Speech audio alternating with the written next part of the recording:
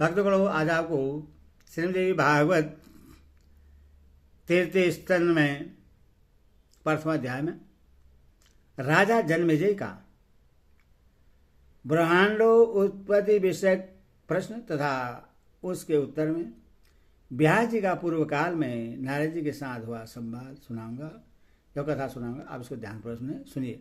श्री जगदम्बिकायै नमः। ओम एहम कली चामुंडाय विद्ये।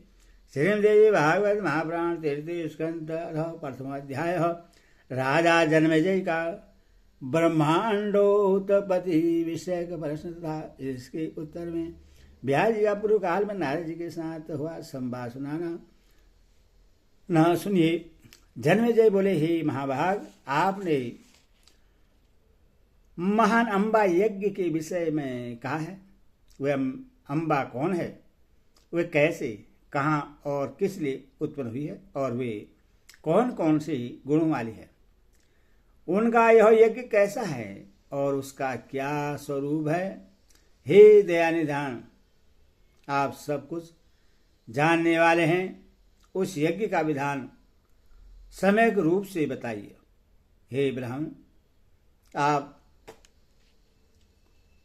विस्तार पूर्वक ब्रह्मांड की उत्पत्ति का भी वर्णन कीजिए। हे बुधन, इस विषय में अन्य ज्ञानी ने जैसा कहा है वह सब कुछ भी आप भली भांति जानते हैं। मैंने ब्रह्मा विष्णु महेश इन तीनों देवताओं के विषय में सुना है कि ये सगुण रूप में संपूर्ण जगत का सर्जन पालन और एवं सहार करते हैं। हे पराशर सूत व्यास जी, ये तीनों देवश्रेष्ठ स्वाधीन हैं अथवा पराधीन, आप मुझे बताइए, मैं इस समय सुनना चाहता हूँ। हे सच्चिदानंद स्वरूप देवगण, मरण धर्मा हैं अथवा नहीं, और वे आदि भौतिक, आदि देविक तथा आध्यात्मिक इन तीन प्रकार के दुखों से युक्त हैं अथवा नहीं।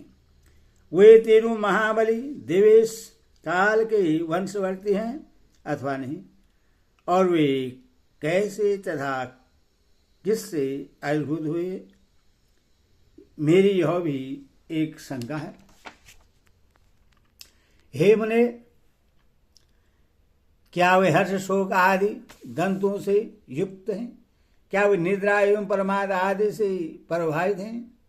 तथा क्या उनके शरीर संतप्त धातु, अनरस, रुधिर, मांस, मेद, अस्थि, मंजा, बीज से निर्मित हैं अथवा नहीं? वे किन द्रव्य से निर्मित हैं?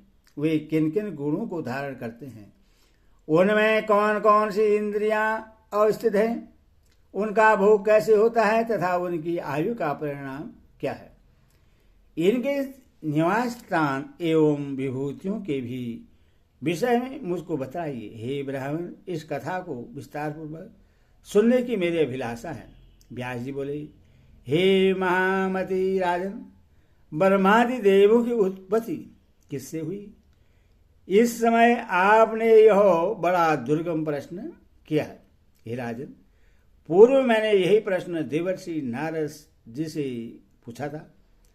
तब विस्मित होकर वे उठ खड़े हुए और उन्होंने जो उत्तर दिया था उससे आप सुने।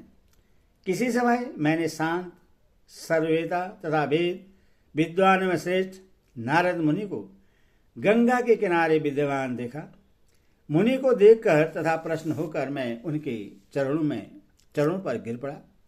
तदनंतर उनके द्वारा आज्ञा देने पर मैं उनके पास में एक सुंदर आसन पर बैठ गया। कुशल क्षेम की वार्ता सुनकर के सूक्ष्म बालू वाले गंगा तट के निर्जन स्थान पर बैठे हुए ब्रह्मापुत्र देवर्षि नारद से मैंने पूछा, हे महामति मुनिदेव, इस अति विस्तीर्ण ब्रह्मांड का प्रधान करता कौन कहा गया है, उससे आप मुझे सम्यक रूप से बतलाइए। हे मुनिश्रेष्ठ, इस ब्रह्मांड की उत्पत्ति किससे हुई है? हे विप्रवर, आप मुझे यह भी बतलाइए कि यह ब्रह्मांड नित्य है अथवा अनित्य। यह ब्रह्मांड किसी एक के द्वारा विरचित है अथवा अनेक कर्ताओं द्वारा मिलकर इसका निर्माण किया गया है। किसी कर्ता के बिना कार्य की सदा संभव नहीं है। इस विषय में मुझे अत्यंत संदेह हो रहा है। इस प्रकार इस विस्तृत ब्रह्मांड के विषय में विविध कल्पना करते हुए तथा संदेह सागर में डूबते हुए मुझ दुखी का आप उद्धार कीजिए। कुछ लोग सदाशिव, महादेव, पल्लई तथा उत्पत्ति से रहित आत्माराम, द्विवेश, त्रिगुणात्मक, निर्मल, हर, संसार से उद्धार करने वाले, नित्य तथा शिष्ट पालन सहार करने वाले भगवान शंकर को ही मूल कारण मानकर उन्हें ही इस ब्रह्मांड का रचयिता कहते हैं। दूसरे लोग श्री हरि विष्णु को सबका प्रमुख ईश्वर परमात्मा, अव्यक्त सर्वशक्ति संपन्न भोग तथा मोक्ष प्रदाता, शांत सबका आदि सर्वोत्तमुख व्यापक समग्र संसार को शरण देने वाला तथा आदि अंत से रहित जानकर उन्हीं का स्तवन करते हैं।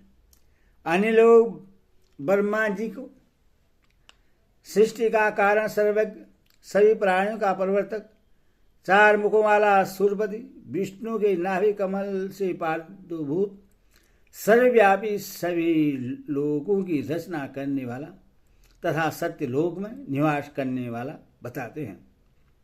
कुछ वेदवेता विद्वान सर्वेश्वर भगवान सूर्य को ब्रह्मांडकर्ता मानते हैं और सावधान होकर सायं प्रातः उन्हीं की स्तुति करते हैं तथा उन्हीं का यशोगान करते हैं। यज्ञ में निष्ठा भाव रखने वाले लोग धन प्रदाता, सत्कृत, सहस्त्राक्ष, देवादिदेव, सबके स्वामी, बलशाली, यज्ञाधीश, सूर्यपति, त्रिलोकेश, यज्ञों का भोग करने वाले, सोमपान करने वाले तथा सोमपाई लोगों के प्रिय सजीवती इंद्र को सर्वश्रेष्ठ मानकर यज्ञों में उन्हीं का यजन करते हैं। कुछ लोग वरुण, सोम, अग्नि, पवन, यमराज, धनपति, कुबेर की तथा कुछ लोग हेरवव, गजमुख, सर्व कार्य साधक, श्रवण मात्र से सिद्धि प्रदान करने वाले, काम स्वरूप कामना को प्रदान करने वाले, स्वेच्छा विचरण करने वाले परम देव गणाधीश गणेश की स्तुति करते हैं।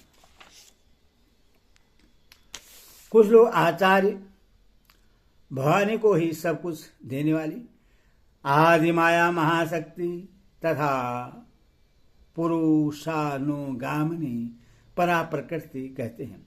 वे उनको ब्रह्मा स्वरूपा सर्जन पालन सहार करने वाले, सभी प्राणियों एवं देवताओं की जननी आदि अंत रहित पूर्ण सभी जीवों में व्याप्त सभी लोगों की स्वामिनी, निर्गुणा, सगुण तथा कल्याण स्वरूपा मानते हैं। फल की आकांक्षा रखने वाले उन भवानी का वेश्मी, शांकरी, ब्राह्मणी, वासवी, वारुणी, वाराही, नारसिंह, महालक्ष्मी, विचिद्रूपा, वेद माता, एकेश्वरी, विद्या स्वरूपा, संसार रूपी वृक्ष की स्थितिरा की कारण रूपा सभी कष्टों का नाश करने वाली तथा स्मरण करते ही सभी कामना को पूर्ण करने वाली, मुक्ति चाहने वालों के लिए मोक्षदायिनी, फल की अभिलाषा रखने वालों के लिए काम प्रदायिनी, त्रिगुणातीत स्वरूपा, गुणों का विस्तार करने वाली, निर्गुणा स्वगुणा रूप में ध्यान करते हैं। कुछ मुनीश्वर निरंजन, निराकार, निर्लिप्त, गुण रहित, रूप रहित तथा सर्वव्यापक ब्रह्मा को जगत का कर्ता बताते हैं।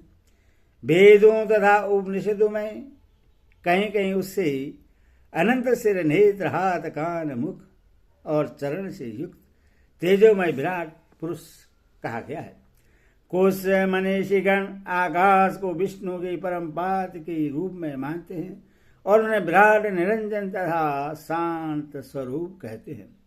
कुछ तत्वज्ञानी पुराण वेदा पुरुषोत्तम को सृष्टि का निर्माता कहते हैं। कुछ लोग कहते हैं कि इस अनंत ब्रह्मांड की रचना में केवल एक ईश्वर कदापि समर्थ नहीं हो सकता है।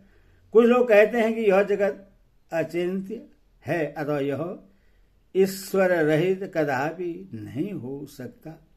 उनके मत में संपूर्ण ब्रह्मांड ईश्वर रहित है। यह जगत सदा से ही ईश्वरी सदा से रहित रहा है और यह स्वभाव से उत्पन्न होता है तथा सदा से ऐसा ही है। यह पुरुष तो कर्तव्य भाव से रहित कहा गया है और वह प्रकृति ही सर्व संचालिका है। कपिल तथा सांख्य शास्त्र के आचार्य ऐसा ही कहते हैं। हे मुनिनाथ, मेरे मन में ये तथा अन्य प्रकार के और भी संदेह पुंज उत्पन्न होते रहते हैं।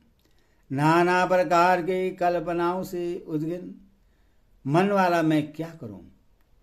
धर्म तथा अधर्म के विषय में मेरा मन स्थिर नहीं हो पाता है। क्या धर्म है क्या अधर्म है, इसका कोई सर्वस्व लक्षण प्राप्त नहीं होता है।